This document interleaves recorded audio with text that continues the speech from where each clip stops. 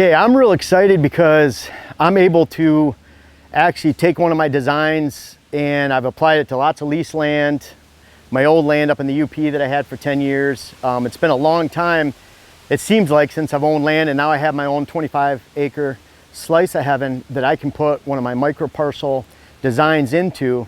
And I wanted to explain that process to you and what we're doing on this land and how we're starting, what we're looking at. And maybe you can take that back to your own land that you haven't done any work on yet. Maybe you've completed work on, maybe you can make some changes, or maybe you're looking at some lease land that someone will allow you to make some changes on. Either way, this is coming right now.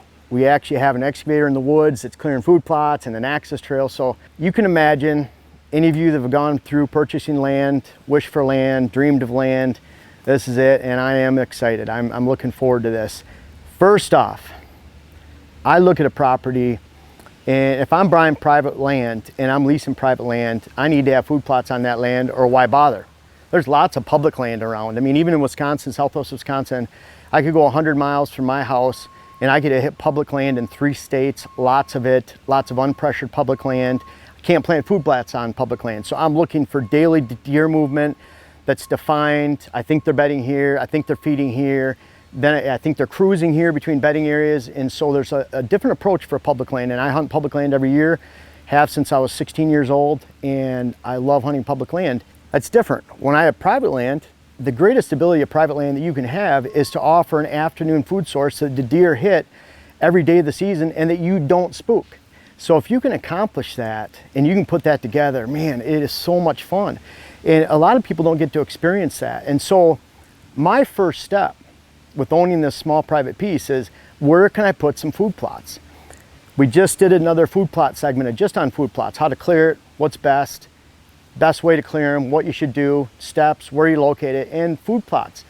Once I locate those food plots appropriately, which are on the west side of this triangle, and I'm going to show you these pictures as we go in this design, but I'm locating the food plots on the west side of this parcel because that maximizes the depth of cover to the east. That means when I get back to that east corner, that northeast corner, that east side, there's a good chance that I could have a mature buck that's laying right up in one of those knolls. It's all finger ridges coming down to those food plots. We're on the ridge right here on the west side. It goes down to the food plots in a big bench system, and a bunch of fingers come in down to that from the east. So I can maximize that depth. I can put does and fawns along the 2 food plots, get them to bed there. That's where they want to bed. I'm not going to spook them because we can get around those plots on the north and the south side of either plot. So, and then there's an area in the middle. We're going to hinge cut, box elder, ash, bunch of garbage. It'll be perfect for bedding. So I want food plots living in between those plots and on the edge of those plots, and that leaves some room left over for not only mature bucks in the interior of the property, but for me to access around the property without spooking deer. So even on this 25 acres, we can accomplish that, and it starts with food. Second, we go into that northeast corner, maybe some of the front facing areas of those knolls, and I'll add some bedding areas. And those are areas that, of course, I want the most priority, believe it or not, is once you have that food, you locate where does bed, which is what we're going to do, and their fawns, young bucks, and then find those mature bucks. Once I have that bedding area created next to those food sources, then I can ensure that whatever's left over is for bucks. And so the priority always is creating those bedding areas adjacent to the food sources so that you can house doe family groups, and that keeps them from bedding back in that first layer that otherwise would be, if you didn't create those, back in where bucks are bedding. So now I can leave room where I can pack those does and fawns around those food plots, and if you're not spooking them, they'll stay there. If your food is consistent all season long and it's diverse, they'll stay there. You don't need the big glamour crops. You just need a solid base of greens. We're going to put about 1.5 acres of food plots down here, and that's all we need to direct traffic in this neighborhood for mature bucks for the entire season. Once we have those bedding areas, then we can wrap travel corridors through those points and upper benches to connect it all and create a deer trail, almost like a mountain bike trail. I want those down to the dirt. I don't want anything hanging over. If we're hinging away, but I want more of a natural progression where that's where those bucks can cruise those upper benches, and they have that scent coming up to them in the morning with the thermals. We're hunting them, and then we're gonna hunt the sides or the bottoms down below for evening hunting and evening food plot or food movement hunting. Once we have those travel corridors in place, then we're going to add a couple water holes up there. And those water holes are going to be about 300 yards apart on different points. Those are different deer movements. I expect deer movements from the south, from the north, from the east. There's a little bit of a neighborhood setting this way and a marsh bottom. So we're in a spot where we have really good defined movement from outside the property where they're coming in. We're going to give those cruising areas for bucks down to the food on either side and then wrapping through the hills, so we have room for cruising bucks. We have areas where deer are going to go down to the food plots.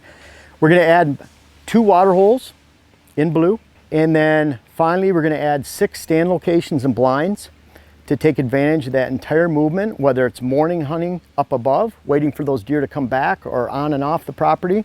We're going to hunt evening down on the food plots, and then we have some intermediate stand locations that we can hunt for all day cruising and all day movement. And you can bet I'm putting a mock scrape on every one of those stand locations, and I'll put a camera, at least 3 to 4 cameras out here, and we'll watch those mock scrapes. I'll move them if needed, but I bet if I put 3 cameras on this property on well located mock scrapes, maybe a 4th, I'll get a window and a picture of every buck that's moving within a half mile to a mile of this property during the hunting season, especially during the rut. And when they do come in here, they're going to hit those travel corridors, they're going to turn left to right, there's going to be a high amount of urine, scent, pellet count, rubs, scrapes, mock scrapes. They're going to turn left or right on those trails, they're going to find our food plots, they're going to find our water holes, we're going to get pictures of them.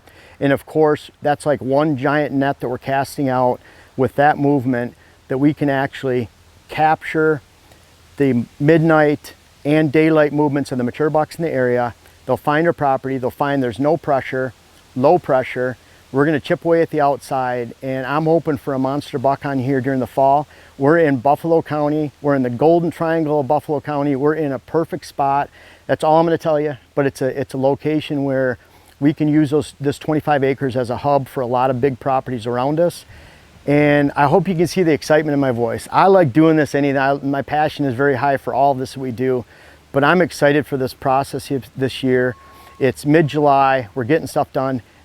This process on any land that you buy, any correction that you want to make on your property, does not take long. I expect results this fall. This isn't something I'm building for 5 years from now. I'm building it for this fall.